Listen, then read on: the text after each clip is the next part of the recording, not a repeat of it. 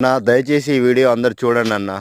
ఎందుకంటే ఏవేవో పనికిరాని యూట్యూబ్‌ల వీడియోలు చూస్తా ఉంటారు. దాని అర్థం పర్థం లేని వీడియోలు గూడా లైకులు కొడుతుంటారు. కానీ మా రైతులయి మాత్రం వీడియోలు ఎవరు చూడరు, లైక్ చేయరు, ఆదరణ అస్సలు లభించదు. మరి ఆ రైతులు ఏం పాపం చేసినో తెలవదు గానీ, ప్రకృతి అట్నే రైతులను నష్టం చేస్తుంది. ప్రభుత్వాలు నష్టం చేస్తాయి. ప్రతి ఒక్కరు రైతుని నష్టం చేస్తారు గానీ, వాళ్ళ బాధలు, కష్టాలు చెప్పుకోవడానికి ఒక యూట్యూబ్ లాంటి దాంట్లో గూడా ఎవరు సరిగ్గా ఆదరణ లేకపోతే ఎట్లా అన్నా? అందరికీ అన్నం గావాలి. అందరు తినడానికి అన్నం గావాలి. ప్రతి ఒక్కటి గావాలి గానీ, రైతుల బాధలు, రైతుల కష్టాల గురించి వాళ్ళు చేసే వీడియోలు మాత్రం ఎవరికీ అవసరం లేదన్న. ఎందుకన్నా అంతగా ఏం పాపం చేసిర్రు రైతులు? మనకు ఫాస్ట్ ఫుడ్ సెంటర్‌లున్నాయి గదా! బేకరీలున్నాయి. ప్రతి ఒక్కటి అనుకుంటారుగా అన్న. ప్రతి ఒక్క ముడి పదార్థం అన్నీ మన రైతులు పండించిన పంట ద్వారానేగా అన్న వచ్చేటియి. అక్కడ ఏమన్నా మిషన్‌లో, కంప్యూటర్‌లో డౌన్‌లోడ్ చేసేది కాదు గదా!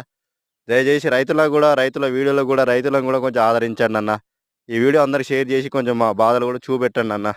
ఇవన్న రైతన్నలకు